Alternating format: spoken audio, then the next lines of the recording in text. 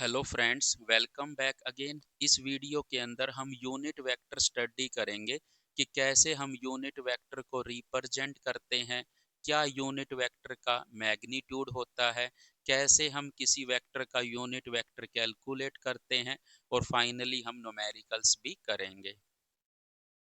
अगर बात की जाए उसके रिप्रेजेंटेशन की, तो उसको हम कैप से रिप्रेजेंट करते हैं। मतलब ऐसा सिंबल हम यूज करते हैं। जैसे अगर हम किसी पे एरो लगा दें, जैसे ए के ऊपर आपने एरो लगा दी, तो वो क्या बन गया? ए वेक्टर बन गया। मतलब वेक्टर को रिप्रेजेंट कैसे करते हैं? एरो लगा के करते हैं। अगर आप किसी पे आपने एरो लगा दी ऐसे, तो वो क्या बन गया? वेक्टर बन गया। इसी तरह से अगर आप ए के ऊपर कैप लगा देते हो, तो वो क्या बन जाता है? यूनिट वेक्टर बन जाता है। तो ये जो कैप है, ये क्या है? सिंबल है यूनिट वेक्टर का आपका। जैसे आपने ए के ऊपर कैप लगा दी, इसका मतलब यूनिट वेक्टर है ये किसका? ए वेक्टर का। तो ए कैप, इसको क्या रीड आउट करोगे? ए कैप क्या है? यूनिट वेक्टर है ए वेक्टर का। अगर आप बी के ऊपर कैप लगा दोगे, तो इसको क्या पढ़ोगे? बी कैप, जो क्या होगा? यूनिट वेक्टर होगा बी वेक्टर का। ऐसे ही सी के ऊपर कैप लगा दोगे, तो क्या रीड आउट करोगे? सी कैप, जो क्या होगा? यूनिट वेक्टर होगा सी वेक्टर का। ऐसे ही ए कैप क्या होगा? यूनिट वेक्टर होगा ए वेक्टर का। And so on. मीन्स किसी भी यूनिट वेक्टर को हम कैप से रिप्रेजेंट करते हैं। अब अगर इसके मैग्नीट्यूड की बात की जाए, तो यूनिट वेक्टर का जो मैग्नीट्यूड होता है, ऑलवेज कितना होता है? 1। मीन्स अगर इन दो डंडों के बीच में आपका कैसा वेक्टर आ जाए? यूनिट वेक्टर आ जाए, तो उसका मैग्नीट्यूड हमेशा कितना होगा? 1 होगा। तो यूनिट वेक्टर का जो मैग्नीट्यूड होता है, वो ऑलवेज कितना होता है? 1 होता है। मीन्स ए कैप का अगर आपसे मैग्नीट्यूड पूछे, ए कैप क्या है? एक यूनिट वेक्टर है, और यूनिट वेक्टर का मैग्नीट्यूड हमेशा कितना होता है? 1। बी कैप का मैग्नीट्यूड कितना होगा? 1। सी कैप का मैग्नीट्यूड क्या होगा? 1। एफ कैप का मैग्नीट्यूड क्या होगा? 1। क्योंकि यहाँ पे कैप लगा हुआ है, और जब भी कैप लगा हुआ हो, तो वो क्या होता है? यूनिट वेक्टर होता है। ए कैप का मैग्नीट्यूड क्या होगा? 1। तो इस तरह से कोई भी यूनिट वेक्टर हो, हर यूनिट वेक्टर का मैग्नीट्यूड कितना होता है? 1 होता है। अब हम बात करते हैं कि ये जो यूनिट वेक्टर होता है, ये क्या बताता है आपको। अगर हम किसी भी वेक्टर का यूनिट वेक्टर निकालते हैं, मींस यूनिट वेक्टर जो होता है किसी भी वेक्टर का, जैसे ए वेक्टर का ए कैप क्या है? यूनिट वेक्टर है। तो ये जो यूनिट वेक्टर होता है, ये उसी वेक्टर के अलोंग होता है जिसका ये यूनिट वेक्टर होता है। मींस ए वेक्टर का ए कैप क्या है? यूनिट वेक्टर है। तो एक कैप और ए वेक्टर दोनों क्या होते हैं? सेम डायरेक्शन में होते हैं। मींस ए कैप जो होगा, वो किस डायरेक्शन में होगा? ए वेक्टर की डायरेक्शन में ही होगा। मींस ए कैप की डायरेक्शन ए वेक्टर के अलोंग ही होगी। बट फर्क क्या होगा? ए वेक्टर का जो मैग्नीट्यूड है, उसकी कोई भी वैल्यू हो सकती है, लेकिन ए कैप की जो वैल्यू होगी, वो हमेशा कितनी होती है? 1। क्योंकि यूनिट वेक्टर का मैग्नीट्यूड 1 होता है। सो इस वेक्टर का जो मैग्नीट्यूड होगा, वो 1 होगा। लेकिन ये वेक्टर किस डायरेक्शन में होगा? इस वेक्टर की डायरेक्शन में ही होगा। मींस ए वेक्टर का यूनिट वेक्टर ए कैप है, तो ए कैप ए वेक्टर की डायरेक्शन में ही होगा। लेकिन फर्क क्या है कि इसका मैग्नीट्यूड कुछ भी हो सकता है, लेकिन इसका मैग्नीट्यूड कितना होगा? 1 होगा। सो ये हमें क्या बताता है? It tells about only direction of the vector. मतलब ये आपको वेक्टर की डायरेक्शन के ही बारे में बताता है ओनली, क्योंकि ये मैग्नीट्यूड में पार्टिसिपेट नहीं करता है। क्यों नहीं करता है? क्योंकि इसका मैग्नीट्यूड 1 होता है। सो हम कह सकते हैं कि किसी भी वेक्टर की अगर आपको डायरेक्शन बतानी हो, तो वो किससे बताओगे? यूनिट वेक्टर से। क्योंकि यूनिट वेक्टर सिर्फ क्या बताने के काम आता है? किसी वेक्टर की डायरेक्शन बताने के ही काम आता है। अब देखिए, अगर आपसे कहे कि ए वेक्टर का मैग्नीट्यूड 1 है, अगर ए वेक्टर का मैग्नीट्यूड 1 है, तो ए वेक्टर किसकी तरह ट्रीट होगा? एज अ यूनिट वेक्टर की तरह ट्रीट होगा, क्योंकि यूनिट वेक्टर का मैग्नीट्यूड भी कितना होता है, 1 होता है, और यहाँ पर उस वेक्टर का मैग्नीट्यूड कितना दिया गया है, 1 दिया गया है। तो ये वेक्टर किसकी तरह ट्रीट होगा, एज अ यूनिट वेक्टर। और अगर आप इस वेक्टर का यूनिट वेक्टर निकालोगे, अगर आप इस वेक्टर का यूनिट वेक्टर निकालोगे तो यूनिट वेक्टर इसी वेक्टर के क्या आएगा, इक्वल आएगा। सो अगर किसी वेक्टर का मैग्नीट्यूड 1 हो, तब जो यूनिट वेक्टर होगा उसका, वो उसी वेक्टर के इक्वल होगा। लेकिन अगर किसी वेक्टर का मैग्नीट्यूड 1 ना हो, तब आप यूनिट वेक्टर कैसे कैलकुलेट करेंगे, वो अब हम देखते हैं। देखिए, अगर हम किसी वेक्टर को लिखते हैं तो सबसे पहले क्या लिखते हैं, उसका मैग्नीट्यूड, और साथ में क्या लिखते हैं, उसकी डायरेक्शन। मींस जब भी हम कोई वेक्टर लिखते हैं तो मैग्नीट्यूड लिखते हैं उसका, और साथ में क्या लिखते हैं, उसकी डायरेक्शन लिखते हैं। और जो डायरेक्शन है वो किससे बताई जाती है, किसी भी वेक्टर की यूनिट वेक्टर से बताई जाती है, जो डायरेक्शन बताने के काम आता है। तो अगर आप किसी वेक्टर ए वेक्टर को लिखना चाहते हो तो सबसे पहले क्या लिखोगे, उस वेक्टर का मैग्नीट्यूड लिखोगे, और फिर क्या लिखोगे, उसकी डायरेक्शन। और डायरेक्शन किससे बताई जाएगी, इस वेक्टर के यूनिट वेक्टर से। तो ए कैप लिख दोगे। तो ए कैप क्या होगा, अगर इस मैग्नीट्यूड को आप इस साइड ले जाओ तो ए वेक्टर बटे में ए वेक्टर का मैग्नीट्यूड किसके बराबर आएगा, ए कैप के। तो ए कैप किसके इक्वल आ गया, ए वेक्टर बटे में ए वेक्टर का मैग्नीट्यूड।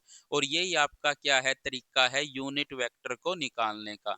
सो जब भी आप किसी वेक्टर का यूनिट वेक्टर निकालोगे तो कैसे निकालोगे, उस वेक्टर को उसके मैग्नीट्यूड से डिवाइड कर दो तो आपको क्या मिल जाएगा, उस वेक्टर का यूनिट वेक्टर मिल जाएगा। अगर यहाँ पे हम देखें कि अगर किसी वेक्टर का मैग्नीट्यूड 1 हो जाए, तब वो वेक्टर किसके इक्वल हो जाएगा, उसी के यूनिट वेक्टर के इक्वल हो जाएगा। और यही हमने अभी पढ़ा था कुछ टाइम पहले कि अगर किसी वेक्टर का मैग्नीट्यूड 1 है तो वो वेक्टर जो है उसी के यूनिट वेक्टर के क्या होता है, इक्वल होता है आपका। अब देखिए, अगर हम बात करें आई कैप, जे कैप और के कैप की कि ये यूनिट वेक्टर क्या होते हैं। जो आई कैप है, क्योंकि कैप लगा हुआ है तो ये यूनिट वेक्टर है। आई कैप क्या होता है, यूनिट वेक्टर होता है अलोंग पॉजिटिव एक्स एक्सिस। मतलब पॉजिटिव एक्स एक्सिस के अलोंग जो यूनिट वेक्टर होता है वो आई कैप होता है। और नेगेटिव एक्स एक्सिस के अलोंग क्या होगा, फिर इसी का माइनस करना पड़ेगा, क्योंकि ये अपोजिट डायरेक्शन में है ना, तो माइनस आई कैप होगा। पॉजिटिव वाई एक्सिस का यूनिट वेक्टर क्या होता है, j cap. So negative y axis का क्या होगा, minus j cap. Positive z axis का यूनिट वेक्टर क्या होता है, के कैप। और नेगेटिव जेड एक्सिस का यूनिट वेक्टर क्या होगा, माइनस के कैप। और अगर हम इनके मैग्नीट्यूड की बात करें तो इनका मैग्नीट्यूड क्या होगा, सभी का 1 होगा। सो आई कैप का मैग्नीट्यूड क्या होगा, 1। जे कैप का मैग्नीट्यूड क्या होगा, 1। के कैप का मैग्नीट्यूड क्या होगा, 1। माइनस आई कैप का मैग्नीट्यूड क्या होगा, 1। माइनस जे कैप का मैग्नीट्यूड क्या होगा, 1। माइनस के कैप का मैग्नीट्यूड क्या होगा, 1। अब देखिए, अगर आपसे कभी ए वेक्टर का मैग्नीट्यूड पूछे तो आप कैसे निकालते थे, आई कैप के कोफिशिएंट का स्क्वायर प्लस जे कैप के कोफिशिएंट का स्क्वायर प्लस के कैप के कोफिशिएंट का स्क्वायर। यहाँ पे जो आपको ए वेक्टर दिया हुआ था वो A1 आई कैप प्लस A2 जे कैप प्लस A3 के कैप दिया हुआ था। लेकिन ऐसा भी तो हो सकता है ना कि यहाँ पर जो वेक्टर लिखा हुआ है और यहाँ पर उस वेक्टर को बताया गया है, वो जस्ट क्या लिख सकता है, इन दो डंडों के बीच में A1 आई कैप प्लस A2 जे कैप प्लस A3 के कैप भी तो लिख सकता है। इसका मतलब और इसका मतलब एक ही है। यहाँ पे उसने वेक्टर लिख के यहाँ पे उसको रिप्रेजेंट कर दिया, और यहाँ पे उसने पूरा वेक्टर ही लिख दिया, तो इसका भी मैग्नीट्यूड क्या आएगा, यही आएगा। सो अगर चाहे ऐसे लिख लो और ऐसे बता दो, या फिर पूरा का पूरा वेक्टर यहाँ पे लिख दो, एक ही बात है।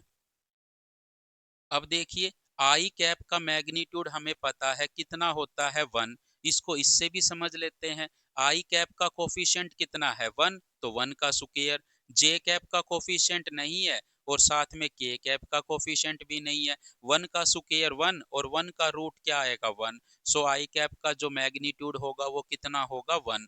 अगर आपसे कहे माइनस आई कैप का बताओ तो माइनस आई कैप का क्या होगा, -1 का स्क्वायर प्लस जे कैप का कोफिशिएंट नहीं है, के कैप का कोफिशिएंट नहीं है, तो -1 का स्क्वायर क्या आएगा 1, तो 1 का रूट क्या होगा 1, तो माइनस आई कैप का coefficient sorry minus i cap का मैग्नीट्यूड भी क्या होगा 1 ही होगा।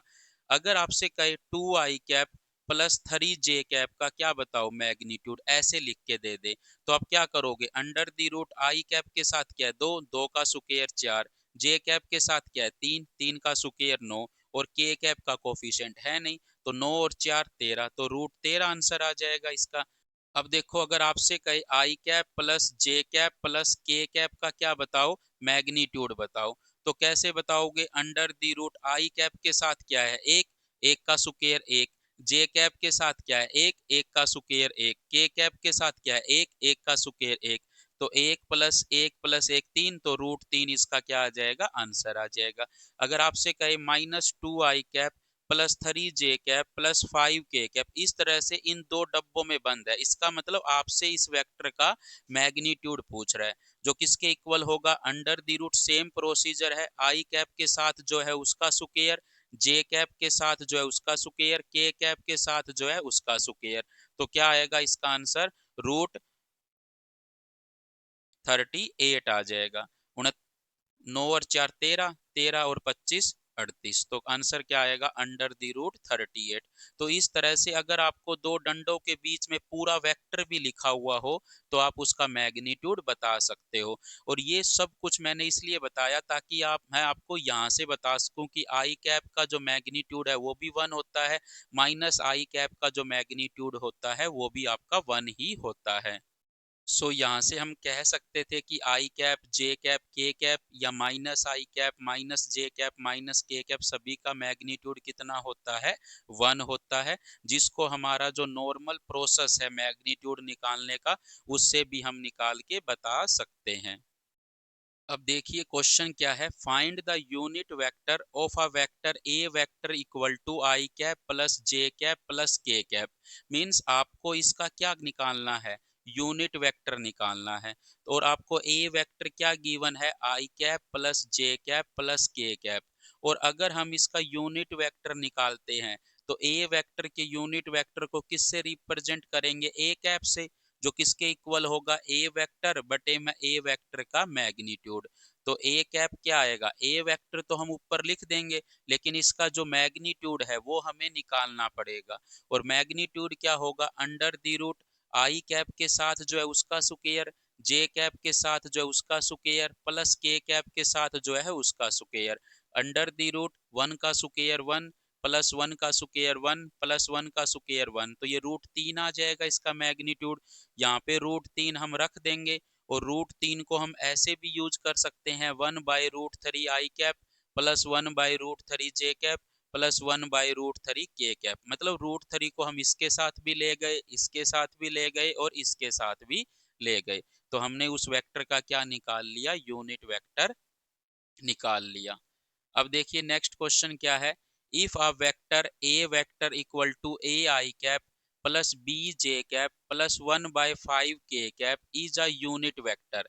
मीन्स आपको जो ये वेक्टर दिया गया है ये एक यूनिट वेक्टर है, और आपसे पूछ रहा है ए और बी में क्या रिलेशन है। मतलब अगर आपको यूनिट वेक्टर दिया गया है तो आपको यूनिट वेक्टर का पता है मैग्नीट्यूड कितना होता है 1, तो वो स्टेटमेंट यहाँ पे अप्लाई कर दो, ए वेक्टर का मैग्नीट्यूड 1 होता है, लगा लीजिए। ए वेक्टर का मैग्नीट्यूड कैसे निकालोगे, under the root i cap के साथ जो है उसका स्क्वायर, जे कैप के साथ जो है उसका स्क्वायर प्लस के कैप के साथ जो है उसका square, a square plus b square plus 1/25 हो जाएगा इक्वल टू 1। दोनों साइड स्क्वेयरिंग कर दोगे तो a square plus b square plus 1/25 equal to, ये तो स्क्वायर रूट खत्म हो जाएगा स्क्वेयरिंग से, और 1 का स्क्वायर क्या हो जाएगा 1 हो जाएगा। 1/25 को हम उस साइड ले जाएंगे, a square plus b square equal to 1 minus 1/25, इसका अगर हम एलसीएम लेंगे तो 25 हो जाएगा, 25 माइनस 1 24, तो a square plus b square किसके बराबर है 24/25 के। यही क्या है रिलेशन है ए और बी के अंदर। अब देखिए नेक्स्ट क्वेश्चन क्या है, find the unit vector of a vector equal to 2 i cap plus 6 j minus 3 k। Means आपको इस वेक्टर का क्या निकालना है, यूनिट वेक्टर निकालना है। तो कैसे आप इसका यूनिट वेक्टर निकालोगे, a निकालना चाहते हो तो ए वेक्टर को उसके मैग्नीट्यूड से क्या कर दोगे, डिवाइड। और मैग्नीट्यूड कैसे निकालोगे, under the root i cap के साथ जो है उसका स्क्वायर, जे कैप के साथ जो है उसका स्क्वायर, प्लस के कैप के साथ जो है उसका स्क्वायर। सो फाइनली उसका मैग्नीट्यूड क्या आएगा, 7। तो ए वेक्टर को 7 से डिवाइड कर दोगे और 7 को इसके नीचे भी लिख दोगे, इसके नीचे भी और इसके नीचे भी। वो डिपेंड करता है आंसर कैसे दिए गए हैं। क्या पता आपको आंसर यही दिया गया हो, क्या पता इसको ऐसे करके दिया गया हो। तो इस तरह से आप किसी भी वेक्टर का यूनिट वेक्टर निकाल सकते हो। तो इस वीडियो में हमने क्या क्या पढ़ा कि यूनिट वेक्टर को हम कैप से रिप्रेजेंट करते हैं, उसका मैग्नीट्यूड हमेशा 1 होता है। अगर किसी वेक्टर का मैग्नीट्यूड 1 है तो वही वेक्टर क्या होता है, उसके यूनिट वेक्टर के इक्वल होता है। और अगर किसी का मैग्नीट्यूड 1 नहीं है तो कैसे कैलकुलेट करेंगे, ए वेक्टर को उसके मैग्नीट्यूड से क्या कर लेंगे, डिवाइड कर लेंगे, तो हमारा यूनिट वेक्टर आ जाएगा। यूनिट वेक्टर और वो वेक्टर जिसका हमने यूनिट वेक्टर निकाला है, दोनों सेम डायरेक्शन में होते हैं। और किसी भी वेक्टर का जो मैग्नीट्यूड है वो कुछ भी हो सकता है, लेकिन यूनिट वेक्टर का जो मैग्नीट्यूड होता है वो हमेशा 1 होता है। और यूनिट वेक्टर सिर्फ डायरेक्शन बताने के काम आता है, मैग्नीट्यूड में कोई भी इंपॉर्टेंस नहीं रखता है वो। तो ये था आपका कंसेप्ट जिसमें हमने यूनिट वेक्टर के बारे में पढ़ा। Thank you so much for watching this video. अगर आपको यूनिट वेक्टर समझ आया तो please like share and subscribe जरूर करें चैनल को।